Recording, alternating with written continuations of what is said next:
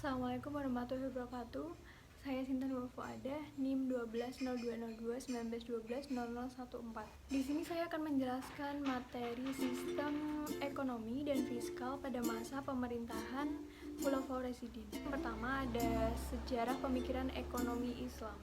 Apa sih yang dimaksud dengan pemikiran ekonomi Islam itu? Jadi pemikiran ekonomi Islam adalah buah pikiran para pemikir Muslim dalam menanggapi tantangan ekonomi di zamannya. Pada masa pemerintahan Abu Bakar As-Siddiq yang berlangsung hanya 2 tahun, beliau ini banyak menghadapi persoalan dalam negeri yang berasal dari kelompok murtad, nabi palsu, dan pembangkang zakat. Berdasarkan hasil musyawarah bersama para sahabat, ia memutuskan untuk memerangi kelompok tersebut dengan apa yang disebut dengan perang Riddah atau perang melawan kemurtadan. Sistem ekonomi dan fiskal pada masa pemerintahan Khalifah Umar bin Khattab.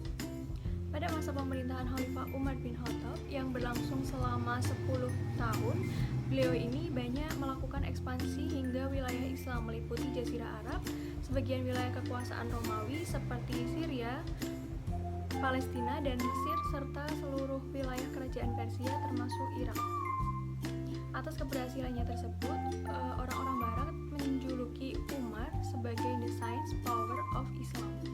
Sistem ekonomi yang telah terbangun pada masa itu seperti yang pertama, pendirian lembaga Baitul Mal, lalu kepemilikan tanah, zakat, klasifikasi dan alokasi, pendapatan negara, pusat, sedekah dari non-muslim, mata uang, dan pengeluaran. Sistem ekonomi dan fiskal pada masa pemerintahan Khalifah Utsman bin Affan. Pada masa pemerintahan Khalifah Utsman bin Affan yang berlangsung selama 12 tahun, ia berhasil melakukan ekspansi wilayahnya, yaitu Armenia, Tunisia, Cyprus, Rhodes, dan bagian yang tersisa dari Persia, lalu Transokania dan Tabaristan. Dia juga berhasil menuntaskan pemberontakan di daerah Urusan dan Iskandaria. Pada 6 tahun pertama masa pemerintahannya, beliau melakukan penataan baru dengan mengikuti kebijakan dari Umar bin Khattab. Beliau melakukan pembuatan saluran air, pembangunan jalan-jalan, dan pembentukan organisasi kepolisian secara permanen untuk mengamankan jalur perdagangan.